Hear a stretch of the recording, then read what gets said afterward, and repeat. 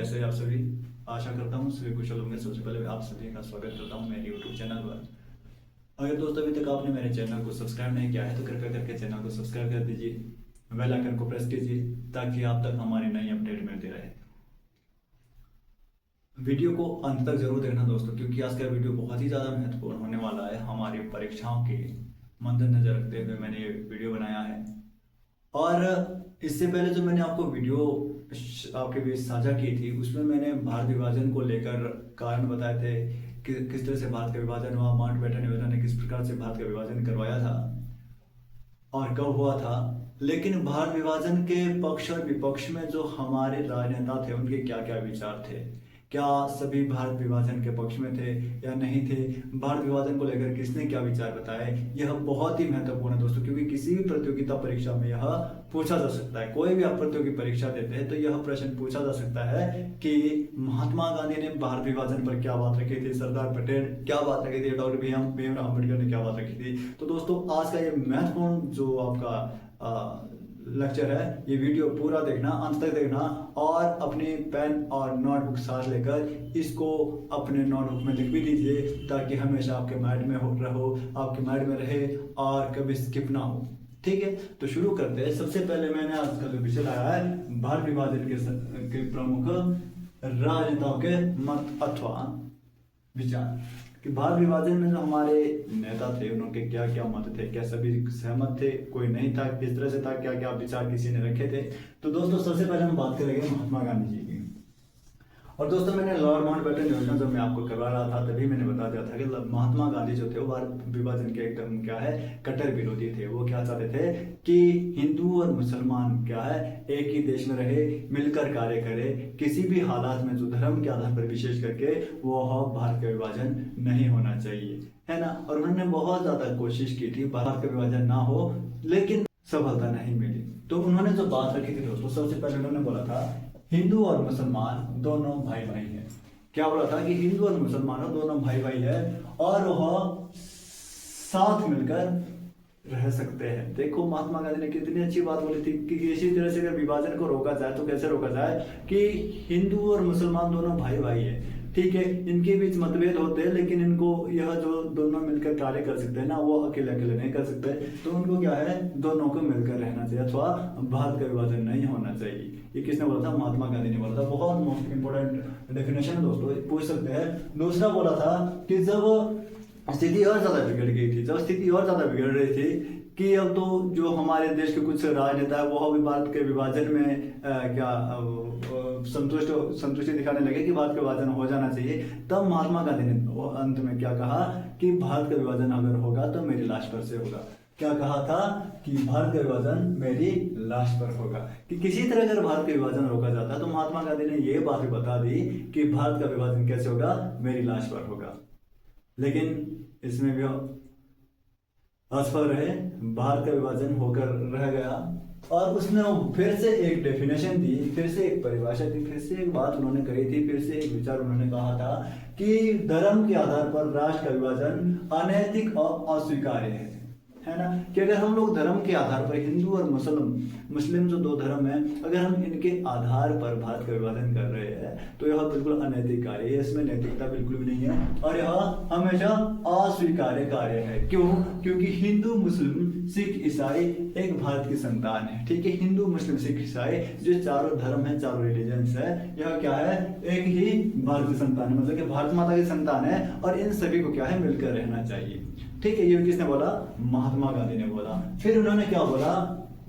मुझे पाकिस्तान चाहिए या ना नहीं चाहिए, ठीक है। मुझे पाकिस्तान चाहिए या नहीं चाहिए, इसमें अधिक दुख इस बात का है कि हमें हिंदू और मुसलमान को अलग करना पड़ रहा है। जब पूरी स्थिति आ जाती है, किसकी बंटवारे की स्थिति पूरी आ जाती है, तब महात्मा गांधी विचार बता देते हैं। जब उनके कंट्रोल से सारी बातें बाहर चली गई, हालांकि बहुत ज्यादा कोशिश की उन्होंने भारत विभाजन को रोकने की, अंत में कहते हैं कि मुझे पाकिस्तान चाहिए या ना चाहिए, यह तो दूर की बात की बात है, लेकिन हिंदू और मुसलमान को अलग करना पड़ रहा है। किसमें? भारत विभाजन में। किसने बोला? महात्मा गांधी ने बोला। वाला है, ये डेफिनेशन दोस्तों विशेष ध्यान रखना, ठीक है। उसके बाद देखते दोस्तों दूसरे नंबर पर हमारे पास है पंडित जवाहरलाल नेहरू। पंडित जवाहरलाल नेहरू कौन थे दोस्तों? तो देश के पहले प्रधानमंत्री थे, जब जो स्वतंत्र देश के पहले प्रधानमंत्री थे। अंतरिम सरकार जो उससे पहले बनी थी उसके क्या थे? उपाध्यक्ष थे, ठीक है।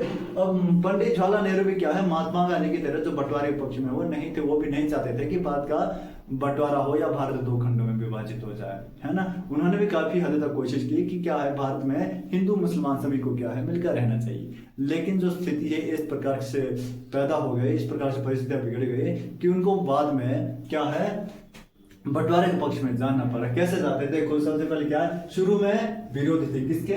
बंटवारे के। कौन थे? नेहरू। बाद में अवांछनीय आवश्यकता के कारण उनको क्या है, स्वीकार करना पड़ा भारत विभाजन। किसको?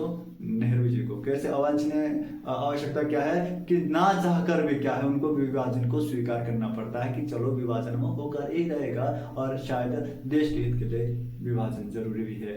यह उसने क्या क्या बताया? नंबर 1 में बताया भारत एक सांस्कृतिक और ऐतिहासिक रूप से एकजुट है। अब देखो जब विभाजन के पक्ष में नहीं थे तो उन्होंने बोला कि जो भारत है वो एक सांस्कृतिक और ऐतिहासिक रूप में क्या है, एकजुट है। एकजुट है, एक है संस्कृति और ऐतिहासिक रूप में। इस राष्ट्र को धर्म के आधार पर बांटा नहीं जा सकता। लोग धर्म के आधार पर, क्योंकि धर्म के आधार पर ही बंट रहा था, तो नेहरू ने भी बोला कि धर्म के आधार पर इस राष्ट्र को बांटा नहीं जा सकता, क्योंकि जो भारत है वह सांस्कृतिक और ऐतिहासिक दृष्टिकोण में क्या है, एकजुट है। उसके बाद क्या होगा, हम एक अब ये जब मजबूर हो जाते हैं, अवांछनीय जब इनको आवश्यकता पड़ जाती है भारतीय विभाजन की, जब इनके पास कोई अन्य चारा नहीं रहता है, तब ये क्या बोलते हैं? देखो क्या बोलते हैं, बहुत महत्वपूर्ण दोस्तों, बहुत इंपॉर्टेंट है, ये प्रश्न पूछा जा सकता है। हम एक जले हुए घर में इमारत खड़ी नहीं कर सकते।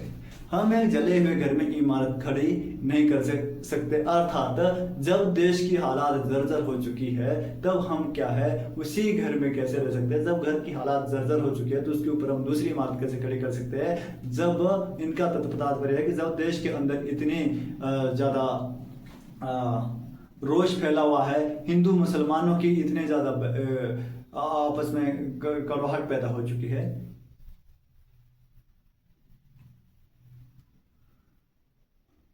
जब देश के अंदर इतनी ज्यादा परिस्थिति बिगड़ चुकी है, हिंदू मुसलमान के नाम पर इतने ज्यादा क्या है मतलब पैदा हो चुके हैं, तो कोई मतलब नहीं बनता है कि हिंदू और मुसलमान एक घर में रहे, है ना। तो यहाँ पर इनका क्या है, स्पष्ट मत था कि बंटवारा आवश्यक है या होना चाहिए, ठीक है। उसके बाद बोला था कि बार बार सर दर्द लगने से अच्छा है कि सर को ही काट कर अलग रखा जाए, कि बार बार सर दर्द लगने से अच्छा है कि सर को ही कलम कर दिया जाए। ये किसने बोला? पंडित जवाहरलाल नेहरू ने बोला।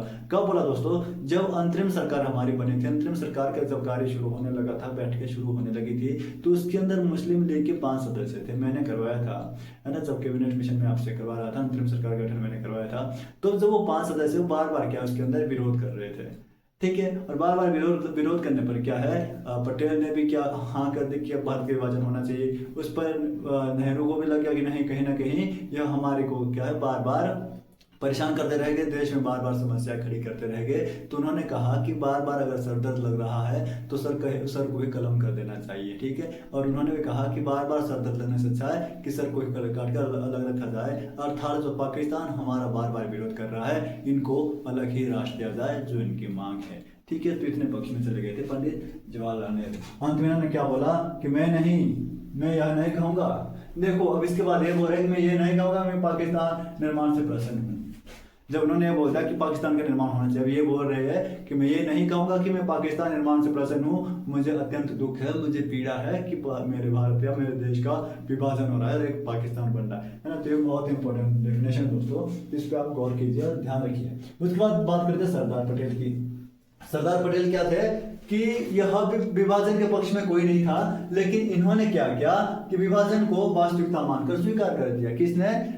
सरदार वल्लभ भाई पटेल ने। इन्होंने क्या कहा कि विभाजन एक वास्तविक घटना है और यह होकर रहेगा, और इन्होंने स्वीकार भी कर दिया कि भारत का विभाजन हो जाना चाहिए, क्योंकि मुसलमान या मुस्लिम लीग या मोहम्मद अली जिन्ना जो भी उनके नेता थे, उन्होंने जब जिद पकड़ ली है तो यह एक स्वाभाविक घटना है और हमारे को इसको स्वाभाविक रूप से क्या है, वास्तविकता मानकर स्वीकार करना चाहिए, है ना। तो पटेल ने क्या कहा? पटेल ने कहा जब अंतरिम सरकार के अंदर 500 सदस्य बार बार विरोध कर रहे थे तो पटेल ने कहा कि अब मोहम्मद अली जिन्ना चाहे या ना चाहे अब देश का विभाजन होकर रहेगा, पाकिस्तान अलग होकर रहेगा, है ना, पटेल ने कहा। जिसके ऊपर महात्मा गांधी ने फिर ये बात बोली थी जो मैंने भी बताया कि अगर बंटवारा करना है तो मेरी लाश पर से होगा। ठीक है, तो सबसे पहले इन्होंने क्या कहा, जीना चाहे या ना चाहे, मतलब कि मोहम्मद अली जिन्ना जिन्होंने स्वतंत्र पाकिस्तान की मांग की थी वो चाहे या ना चाहे अब भारत का विभाजन क्या है, भारत का विभाजन हो। अब क्या है, हम चाहते हैं कि भारत का विभाजन हो, वो चाहे या ना चाहे। अब हम चाहते हैं, हम भारतवासी चाहते हैं कि भारत का विभाजन हो जाए, स्वतंत्र पाकिस्तान बन जाए। ठीक है, दूसरे बात में क्या बोलता है वो, देखो, विभाजन को एक कड़वी दवा मानते हुए इन्होंने क्या कहा, विभाजन एक कड़वी दवा है, ये स्वीकार करते हैं कि चलो सही तो नहीं है लेकिन एक कड़वी दवा के रूप में अगर हम बीमार हो जाते हैं ना तो दवाई लेनी पड़ती है, और दवाई किससे कड़वी होती है तो लेनी पड़ती है, जिससे हमारे को शांति मिलती है, आराम मिलता है। तो इन्होंने विभाजन को एक कड़वी दवा मानते हुए क्या लिखा कि यदि शरीर का कोई अंग सड़ जाए, देखो कितनी अच्छी डेफिनेशन थी, कितना अच्छा बात इन्होंने बोली थी, अगर शरीर का अंग कोई सड़ जाए तो उसकी क्या है, सर्जरी करनी चाहिए। हालांकि सर्जरी में दर्द होता है, दर्द को सहन करके क्या है सर्जरी करनी चाहिए, तभी आगे जाकर क्या है सुकून मिलेगा, शांति मिलेगी, इलाज मिलेगा, है ना। तो इन्होंने पाकिस्तान और भारत के बंटवारे को यही कहा कि अगर कोई अंग सड़ जाए तो उसकी सर्जरी करनी चाहिए, अर्थात अगर कोई अलग क्षेत्र के मांग कर रहा है, अलग पाकिस्तान के मांग कर रहा है, उसकी वही जिद है, उसको बीमारी लग गई है अलग होने की तो उसको अलग कर दो। ठीक है, उसका कोई अन्य उपचार नहीं है। अब और क्या बोलते हैं, यदि एक घर में दो भाई लड़ रहे हैं, अगर एक घर में दो भाई लड़ रहे हैं, सगे भाई आपस में लड़ रहे हैं, एक घर के अंदर लड़ाई कर रहे हैं, लड़ाई झगड़ा कर रहे हैं और घर जल जाए, देखो घर के अंदर लड़ रहे और इतने लड़ रहे कि घर को जला रहे, जल जाए, तो उससे अच्छी समझदारी है, तो समझदारी इसी में है कि दोनों को पहले ही अलग किया जाए। अभी जब घर जला नहीं है, भारत जला नहीं है, भारत बर्बाद नहीं हुआ है, लेकिन हिंदू और मुसलमान दोनों भाई आपस में लड़ रहे हैं, तो भलाई इसमें है कि हिंदू को अलग और पाकिस्तान को अलग किया जाए, मुसलमान को अलग किया जाए। किसने कहा था, सरदार पटेल ने कहा था। दोस्तों इंपोर्टेंट डेफिनेशन दोस्तों, ये बहुत इंपोर्टेंट है। भारत का विभाजन नहीं हुआ तो वह भी दिन दूर। अब जब महात्मा गांधी ने कहा था कि नहीं भारत का विभाजन मेरे लाश पर से होना चाहिए, मैं इसका अखंड विरोधी हूं, तो वहां पर पटेल ने कहा था कि वह भी दिन दूर नहीं है जब भारत के हर एक सरकारी दफ्तर में पाकिस्तान लिखा होगा, अर्थात भारत के नाम पे अब पाकिस्तान चलेगा, भारत की जगह में पाकिस्तान चलेगा, जो मुसलमान चाहते हैं। तो उन्होंने कहा कि अगर अभी विभाजन नहीं हुआ तो वह भी दिन दूर नहीं जब भारत के हर एक दफ्तरों में भारत की जगह पाक लिखा होगा, क्या होगा, पाकिस्तान लिखा होगा। तो यह भी पहले ही एक सोचने वाला विषय था कि जब पाकिस्तान वाले पाकिस्तान की मांग कर रहे हैं और हम लोग विभाजन नहीं करेंगे, तो अब ये बोलते हैं कि फिर यह भी दिन दूर नहीं है जब भारत के हर एक सरकारी दफ्तर में क्या है, भारत की जगह पे पाकिस्तान लिखा होगा, है ना। तो यह एक विचारने विषय था और यह विभाजन के पक्ष में सीधे थे ताकि दोनों देशों में, दोनों मुल्कों में शांति बनी रहे, पाकिस्तान अपना जो चाहता है वैसा करे, भारत वाले भी क्या है अलग स्वतंत्र रहेंगे। उसके बाद आया था दोस्तों मोहम्मद अली जिन्ना। हाँ, लेकिन इन्होंने क्या है राष्ट्र निर्माण के संबंध में एक बात बोली थी, किसने, सरदार वल्लभ भाई पटेल में। जब देश का विभाजन हो जाता तो सरदार वल्लभ भाई पटेल ने राष्ट्र निर्माण करने के लिए एक बात बोली थी। क्या बोली थी, बहुत ही इंपॉर्टेंट है दोस्तों ये, कि अब जब विभाजन हो चुका है तो हमें पीछे मुड़कर नहीं देखना चाहिए। अब जब देश का विभाजन हो चुका है, कब हुआ, 15 अगस्त 1947 को। अब बोलते हैं जब देश का विभाजन हो चुका है हमारे को पीछे और मुड़कर नहीं देखना चाहिए, बल्कि जो हमारे पास बचा हुआ भारत है उसको एकजुट करने में क्या है, अब कार्य करना चाहिए, उसको एकजुट रखना चाहिए। ठीक है, बचे हुए भारत को क्या है, एकजुट रखना चाहिए। अब हमारे को भारत में विभाजन हो चुका है, पीछे मुड़कर नहीं देखना है, अब हमारे को देश को जो बचा है उसको एकजुट करने का क्या करना चाहिए, कार्य करना चाहिए। उसके बाद देखो दोस्तों मोहम्मद अली जिन्ना बोलते हैं। मोहम्मद अली जिन्ना तो पहले ही चाहते थे कि भारत का पाकिस्तान का विभाजन हो जाए। मोहम्मद अली जिन्ना का ही तो शुरू से लेकर ये प्रस्ताव रहा था, मोहम्मद अली जिन्ना ही तो उसके कट्टर पक्षधर थे, मोहम्मद अली जिन्ना ही तो मुसलमानों के लिए स्वतंत्र पाकिस्तान चाहते थे। इनके डेफिनेशन उतने महत्वपूर्ण नहीं रहते हमारे दोस्तों, क्योंकि प्रतियोगी परीक्षा में हमारे जो अपने देश के राजनेता रहे उनकी जो डेफिनेशन बहुत महत्वपूर्ण है। लेकिन आजादी से पहले जो उन्होंने बात बोली थी वो बोली थी हिंदू और मुसलमान दो अलग अलग राष्ट्र है। देखो सीधा इन्होंने धर्म के आधार पर अटैक करते हुए क्या कह दिया कि हिंदू और मुसलमान क्या दोनों अलग अलग राष्ट्र, अलग अलग देश, अलग अलग धर्म है।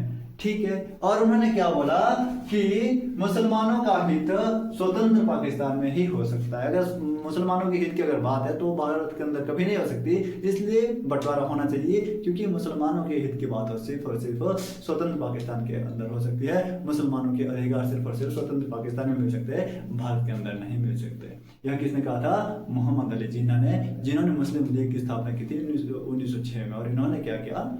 स्वतंत्र पाकिस्तान की सबसे पहले मांग रखी थी।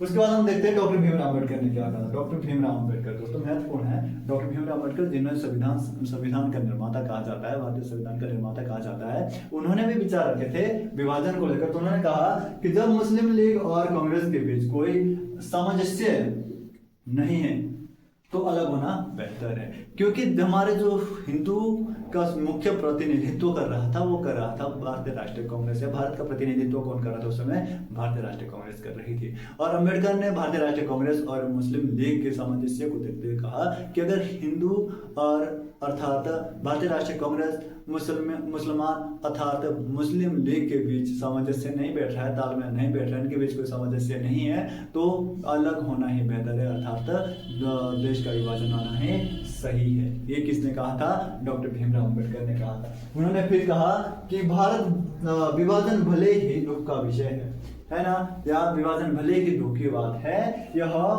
परंतु यह परिहार्य था।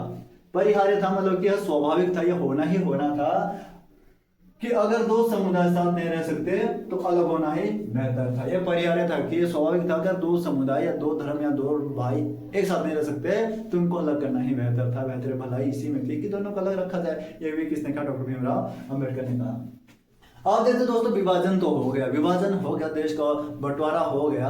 और जो महात्मा गांधी ने है यहाँ जो माउंटबेटन योजना, जिसके तहत किसके तहत हुआ था? माउंटबेटन योजना में क्या था? माउंटबेटन